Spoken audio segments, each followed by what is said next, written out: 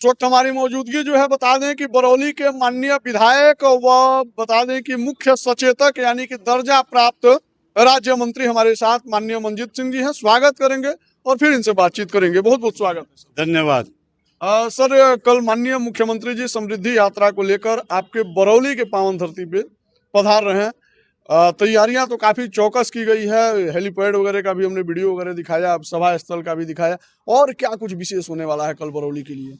देखिए, माननीय मुख्यमंत्री जी का ये 16वां यात्रा है और 16वां यात्रा जो माननीय मुख्यमंत्री जी समृद्धि यात्रा पर आ रहे हैं।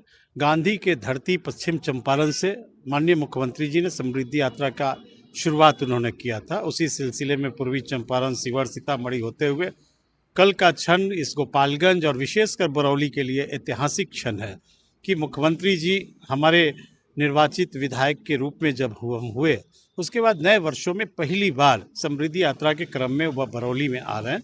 और मुख्यमंत्री जी बिहार के समृद्धि के साथ साथ गोपालगंज और बरौली की समृद्धि विकास के लिए कई महत्वपूर्ण घोषणा भी मुख्यमंत्री जी के द्वारा की जाएगी।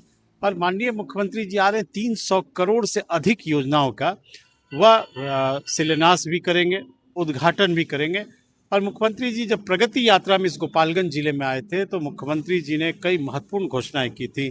उसमें तटबंध का बर्तदर से लेकर सिपाया तक था, वो 300 करोड़ से अधिक की योजनाएं थी।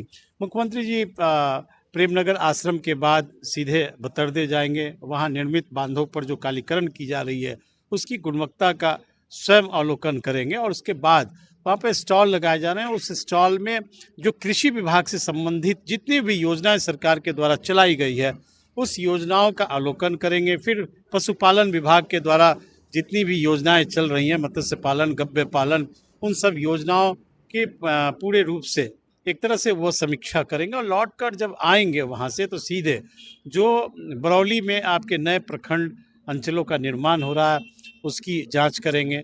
फिर विभिन्न स्टॉल को देखेंगे और जो 300 करोड़ के से अधिक की परियोजना है उसका मुख्यमंत्री जी उद्घाटन शिलान्यास करेंगे। फिर आपके जीविका समूह से भी मिलेंगे और CHC केंद्र का फिर वो अपने से देखेंगे कि क्या व्यवस्थाएं हैं अस्पतालों की। और सीधे उच्चतर माध्यमिक विद्यालय बरौली में जाएंगे। वहाँ विवेकानंद सभागार में पूरे जिले के योजनाओं की समीक्षा माननीय मुख्यमंत्री जी के स्तर से की जाएगी। और फिर मुख्यमंत्री जी जन संवाद करेंगे और एक बड़ी सी जनसभा को भी संबोधित करेंगे। अच्छा, जब भी माननीय मुख्यमंत्री जी बिहार आते हैं, बिहार के गोपालगंज में आते हैं और गोपालगंज के बरौली में इस बार आ रहे हैं, पहली बार आप बरौली के विधायक बने हुए हैं, तो किस प्रकार से मंजीत बाबू की तैयारी है? क्योंकि आम जनता तो एकदम उत्साहित है। मंजीत बाबू की क्या तैयारी है मुख्यमंत्री जी के लिए? नहीं, आप देखिए, जब भी हमारी तो लंबी समय से राजनीति हो गई और 28 वर्षों से बैकुंठपुर की राजनीति हम करते रहे। और वहाँ से जब भी हम विधायक रहे तो नीतीश कुमार जी हर मौके पर बैकुंठपुर आते थे। आप देख लीजिए, जब नीतीश कुमार जी केंद्र मंत्री थे और जब यहाँ लालू प्रसाद यादव की शासन था उस समय भी ब्रजकिशोर हॉल्ट का उद्घाटन करना था तो मुख्यमंत्री जी उस समय में भी बैकुंठपुर में आए थे और उन्होंने ब्रजकिशोर हॉल्ट का उद्घाटन किया था। फिर कई बार पिताजी की जयंती के अवसर पर मुख्यमंत्री जी आए और उसमें लाखों करोड़ की योजनाओं का सौगात बैकुंठपुर को दिया। ब्रजकिशोर नारायण सिंह पॉलिटेक्निक कॉलेज के उद्घाटन समारोह में भी मुख्यमंत्री जी आए थे। तो बार बार वहाँ आते रहे और फिर यह मेरा सौभाग्य और बरौली की जनता का सौभाग्य है कि यहाँ से जब हम विधायक बने तो मुख्यमंत्री जी यहाँ पर भी आ रहे हैं।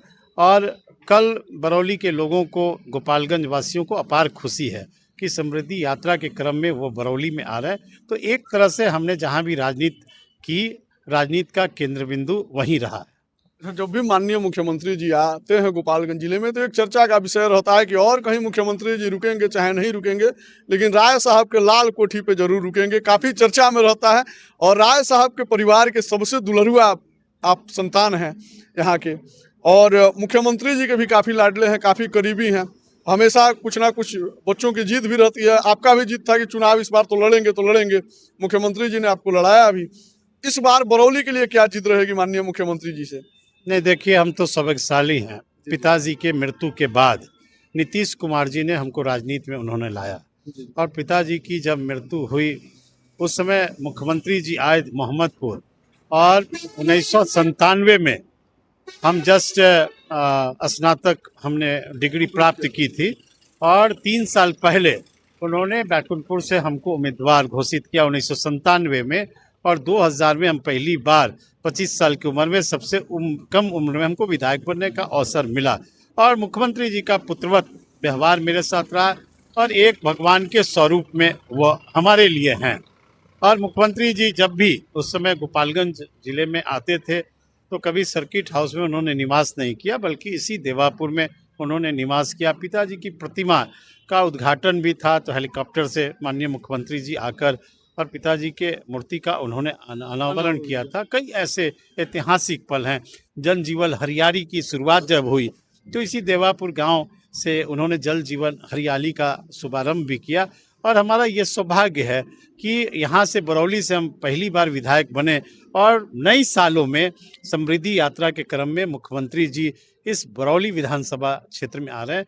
इससे जरूर बरौली की समृद्धि होगी, बरौली का क्योंकि विकास 6 गो विधानसभा है गोपालगंज में, सबसे पिछड़ा बरौली विधानसभा है, इसीलिए आप यहाँ पे आए हुए हैं काम करने के लिए। अब विकास पुरुष के रूप में आप जाने जाते हैं, तो बरौली के लिए कुछ विशेष नहीं। देखिए, बरौली पिछड़ा हुआ नहीं है, विकास हुआ तो पूरे बिहार में हुआ, विकास हुआ तो इस बरौली में भी हुआ। मुख्यमंत्री जी जब आए थे चुनाव में माझा में, तो उन्होंने बरौली की विकास की योजनाओं की लंबी सूची उन्होंने बरौली की जनता को बताया था। लेकिन बहुत और कुछ विकास किया जाना बाकी है, और मुख्यमंत्री जी आएंगे जब जन संवाद करेंगे तो हमको पूरी उम्मीद है बरौली के साथ साथ गोपालगंज जिले के लिए मुख्यमंत्री जी बड़ी बड़ी सौगात का घोषणा निश्चित रूप से करेंगे। बहुत बहुत धन्यवाद। हमारे साथ थे माननीय विधायक, मुख्य सचेतक, दर्जा प्राप्त राज्य मंत्री माननीय मंजीत सिंह जी। तमाम वार्तालाप पे आप लोगों को क्या कहना है कमेंट सेक्शन में लिखिएगा। वीडियो पसंद आए ज़्यादा से ज़्यादा शेयर कीजिएगा। धन्यवाद।